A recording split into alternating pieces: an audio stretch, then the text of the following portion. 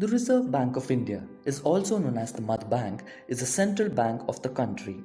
It is responsible for the printing of currency notes and managing the supply of money in the Indian economy. So, have you ever thought that why can't the RBI print more money and distribute to all its citizens so that each household in the country would receive 10 lakhs each, and with that amount they could have paid off their bills and live a comfortable life? Is it so? What is stopping the RBI to print unlimited amount of money? Would there be a problem in our economy? Here at the Evidentiary, all your questions are answered. Let's take an example. There was a town of 1,000 inhabitants. They had 1,000 kg of rice. Every kg of rice needs to be exchanged with a piece of paper. The town exactly had 1,000 pieces of paper. The mayor of the town had ordered to print extra 1,000 pieces of paper. Hence, there are now 2,000 pieces of paper. But the quantity of rice remained the same. Hence, for every kg of rice, you need 2 pieces of paper. If the mayor had printed more pieces of paper instead of increasing the quantity of rice, every kg of rice would have costed more. Here, we relate the piece of paper to money. The mayor is related to the government. The rice is related to many factors like net exports, current and fiscal deficit, interest rate, and the products.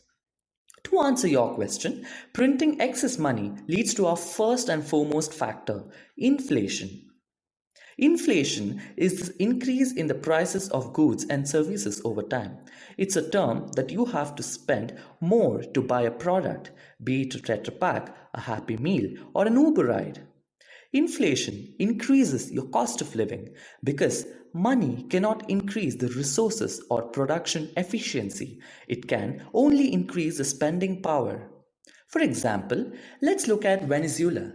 At 2010, the Venezuelan bolivar was a highly valued currency with only 2 Venezuelan bolivar equal to $1. This continued steadily until 2018 when the exchange rate suddenly skyrocketed and made the exchange rate from $1 to 24,967 Venezuelan bolivar, marking a huge gap, and it kept on rising each day. The reason is due to the economic mismanagement of their government and hyperinflation on the rise every single day. It made the bolivar worthless, causing the nation to crumble. The excess printing of money would also affect the nation's GDP. GDP, or gross domestic product, is the final value of goods and services produced within the country during a specified period, normally a year.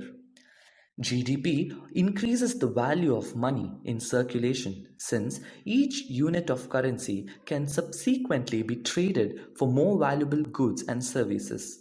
When the RBI prints excess amount of money, it decreases the value of currency and the nation's GDP. The excess printing of money would also depend on the minimum reserve system (MRS). Currency issued in the country is reliant upon the reserves.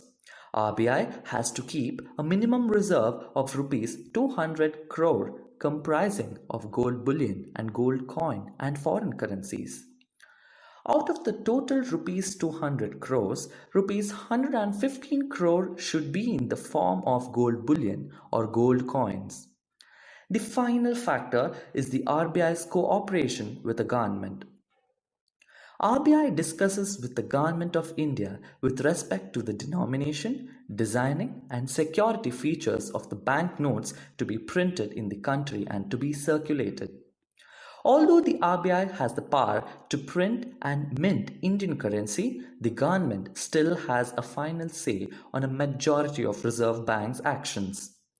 Looking at recent events, the RBI Governor Shaktikanta Das said the central bank will ensure adequate liquidity in the system to ease the financial stress caused by the COVID-19 pandemic.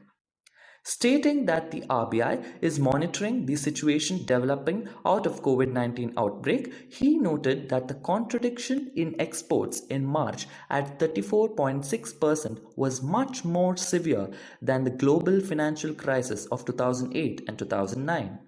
So, the central bank reduced the reverse repo rate, the rate at which the banks park their fund with the central bank, by 25 basis points to 3.75%.